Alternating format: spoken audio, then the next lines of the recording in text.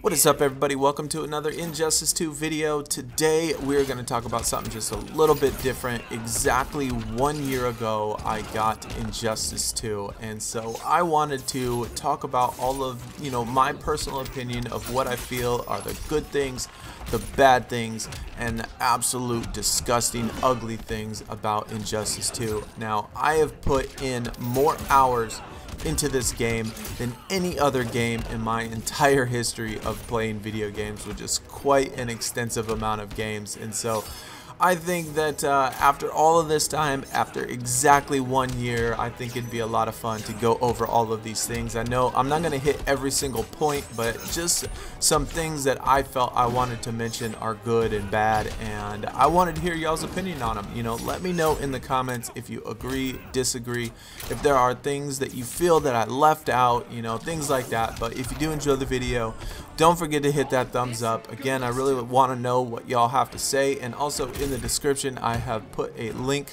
to my Discord channel, and there we talk about the actual game. We get together with other players to do some online player matches and post pictures of gear sets, gear loadouts, things like that. So if you're interested in joining that community, please hit that link, join the Discord, and yeah, let's get into this video. The first things we are going to talk about is going to be the good aspects of the game. And when I mean good, I mean the things that I absolutely love about the game, why I still play it. And the best thing is, well, it's the gameplay. I mean, honestly, I know I haven't really been into the fighting game genre since probably Tekken Tag on the PlayStation 2, which is a heck of a long time ago. And so, when I got into this, I did not have much experience, playing fighting games. But since this game has came out, I've actually played quite a few. I have Mortal Kombat X. I've played Tekken, I've played Street Fighter, I've played DOA, I've played lots of other fighting games, and my personal opinion is that this is by far the best gameplay, fighting game that there is out there. I mean, I absolutely love the character intros, the fighting, how smooth it is, the mechanics, I mean, the moves, the interactables, I mean, everything that you can do with the stage. Everything about the fighting is absolutely amazing. I love how they've been keeping updated with being able to do patches and fixing characters. And I'm not the best Injustice 2 player by any means, but it doesn't feel like any character is overpowered or anything like that. I think they've been doing a really good job about keeping everything good. So that's my favorite thing about the game. Obviously, it's just the gameplay itself. Just the whole fighting is by far the best to me out of any fighting game that I've ever played. Then we have the characters. I mean, there are 38 total characters, I guess 41 if you count all of the Ninja Turtles, but out of all the games I've played, the character selection is amazing. Obviously they can't hit every single character that everybody likes and not include every character that people don't like. I mean, not every single person is going to be happy about everything, but just in general, I mean, just the number of characters and the variety of characters that they have in this game is absolutely awesome. I mean, they have a lot of, obviously, the staple characters that you need in a game like this, and then they have a lot of surprise characters, like Hellboy and like the Turtles, and added a bunch of characters that people really wanted, like Starfire and Red Hood, Black Manta, all of those characters. I think they did a really good job about character selection. There are characters that I wanted to see. I know a lot of people wanted to see characters like Beast Boy and maybe Constantine or something. I mean, there are other characters that people wanted in this game. Rorschach is another one in which I wanted, but they're not in here. But just in general though, I mean, the amount of character selection in this is absolutely awesome. Just the number of characters that you can, the variety, I think that is really good. Now, when I initially bought this game, I did not buy this game to play it. Believe it or not, I bought this game strictly because my son wanted it. And one of the things that drew me to Injustice was the customization. Now, this particular aspect of the game is part good, part bad, and part absolutely disgusting. But I'm going to talk about the good things about it, first, and just the way that you can customize the characters. I mean, the different loadouts that you have for certain characters, all of the gear that you can change out, the arm pieces, the head pieces, the loadouts, all of the shaders that they have, all of the abilities that you can to fit your play style, all of that stuff. There are obviously some characters that have a lot more stuff than others that's very obvious that they favor them characters in the game, like Batman, the ridiculous number of gear sets, but just the amount of customization you can do in the game is amazing. I love being able to do that. I love being able to change the character to something that you want to actually play with, instead of looking at the same character like in so many other games, and just be able to change little pieces here and there, be able to add different abilities, be able to add different colors, even the skins, even though they don't have very many skins. Skins are awesome as well. So customization, definitely a big thumbs up for me. I mean, like I said, that's one of the things that brought me to this game to begin with. Now next we're going to get into the bad things. I'm not going to, obviously, I don't want to hit every single bad thing, and I don't want to rip the game apart, because I mean, I do enjoy the game. I do enjoy the game a lot, and I do enjoy playing the game, but there are some things that I want to change, that I would change if I possibly could. And the first bad thing I would like to talk about is the actual depth of the game. I mean, everything about this game is so repetitive. Playing in the multiverse, they have pretty much the exact same multiverses, with the exact same rewards, with the exact same things to do every single day. If you play this game every day like I do, you'll see the same planets come up every single time, and that just gets really old.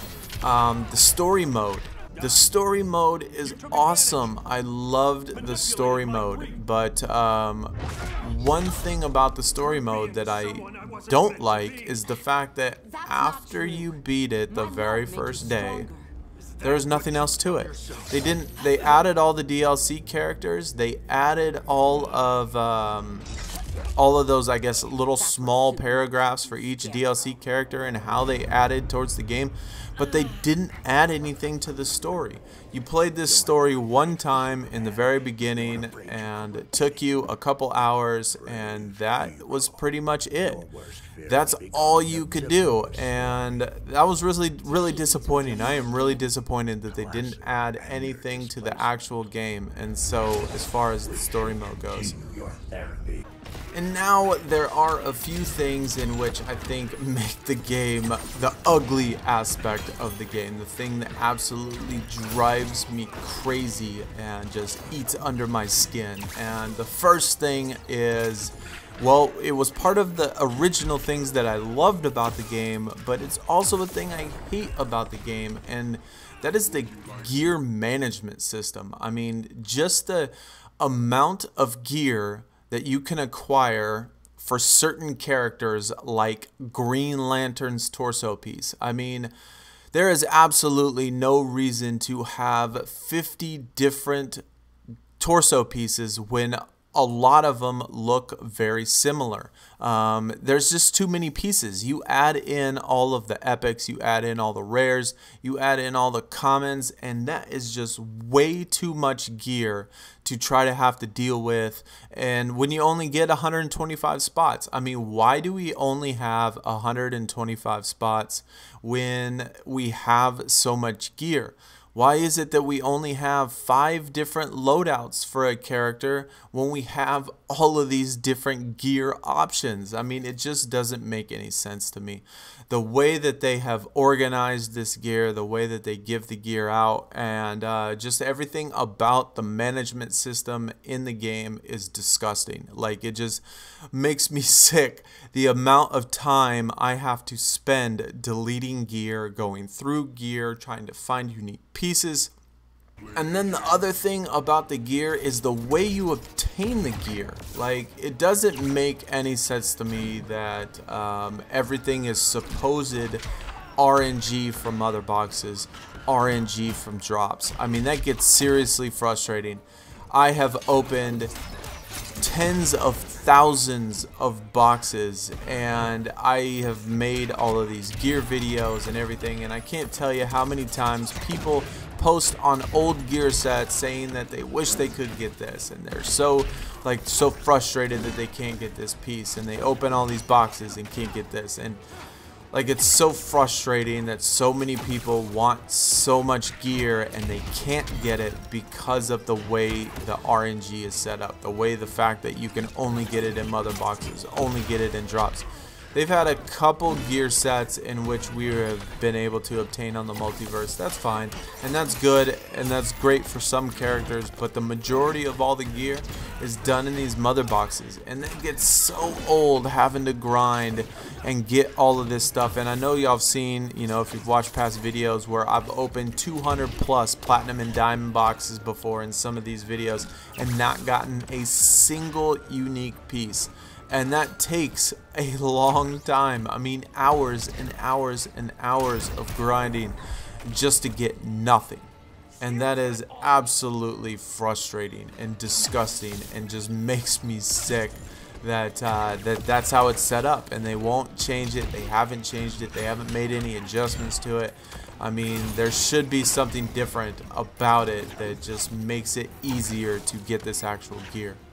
And another thing that I think that fits in this category, not that it's necessarily disgusting or ugly overall, but it fits in here. I wanted to put it in here because of the absolute letdown that the Legendary Multiverse has given. Not only to me, but I think a lot of people feel the exact same way. When Legendary Multiverses when we first heard about them, man, I was really hyped that I thought it would be an absolute amazing piece of gear, a gear piece that looks nothing like anything else. And you know, some of the pieces are like that, but I thought that they, you know, like many of us, the amount of time and effort that you would have to put into getting these actual pieces of gear was going to be something amazing, and that what you got back was going to be something absolutely worth the 50 hours, the 60 hours of gameplay that you actually did in order to pick this stuff up. And to be honest, 90% of it is not, and probably 100% of it is not. I mean, I don't think that there's not one single piece in which I have that or that I've seen where I actually think it's worth that 50 hours or 60 hours in order to get it. Some of it is cool, like Poison Ivy's looks absolutely amazing. I love how Poison Ivy's looks.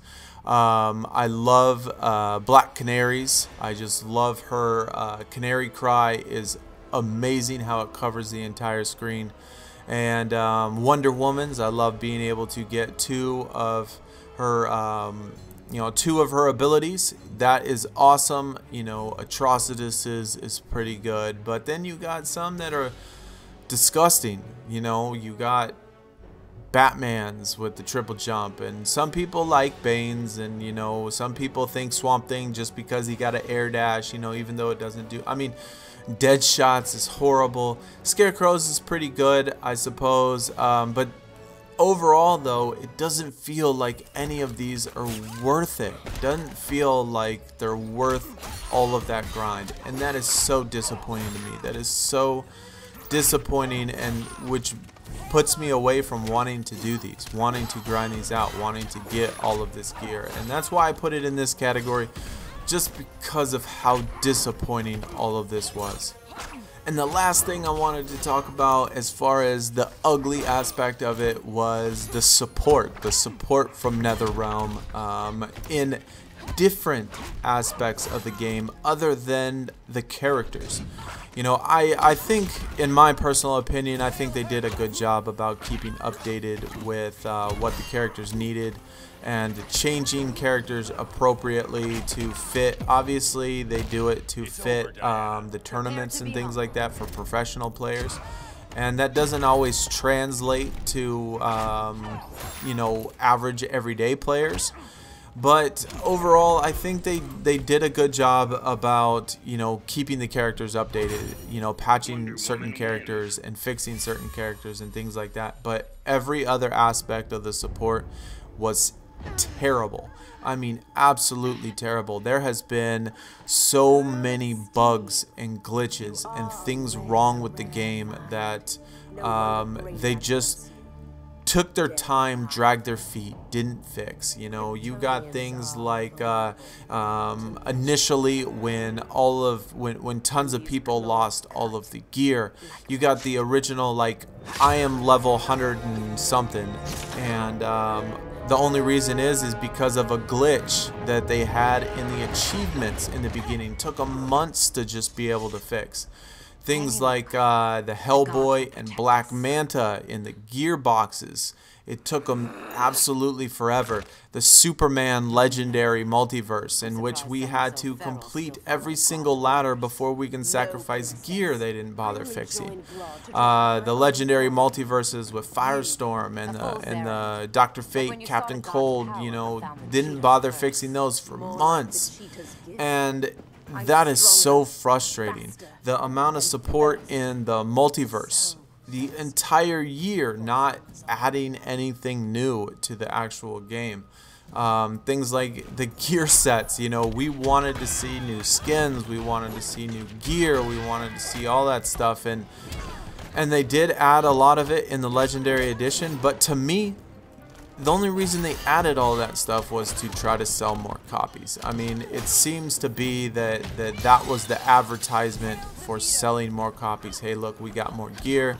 Come buy this game if you haven't already. And a lot of these things, I think, should have been added well before this past year. I mean, there are so many pieces that are missing from the support aspect from NetherRealm that I think they completely failed on, and which scares me when it comes to future games. But that's pretty much it. I mean, I didn't hit every single thing that I could say about it. Obviously, you can nitpick and say things, you know, pick apart the game entirely. But those are the main points. You know, it's been a year. I've been playing this game a year. I have a lot of days in this game. I have like 120 days in this game, over 2,000 hours in this game, and I put a lot of time and effort into this game, by far more than any other game in my entire life. And so I want to hear y'all's opinion. You know, what do y'all think? 1 year later, I can't believe it's been a year. And so, are we already ready for Mortal Kombat 11? I know that I'm ready for it. I am excited for it. I'm excited to see some gameplay in the future. Hopefully they learned a lot from this game and they will apply it to the next one. But let me know in the comments what y'all think. What y'all think about the good things, the bad things, you know, things that are missing. Just thought it'd be fun to talk about this after one entire year of playing Injustice. Yeah. Hope you enjoyed the video. If you did, hit that thumbs up. Let me know in the comments. Like I said, I do have the Discord channel in there. But until the next video, happy 1 year anniversary to everybody. I will check y'all later. I am out. Peace.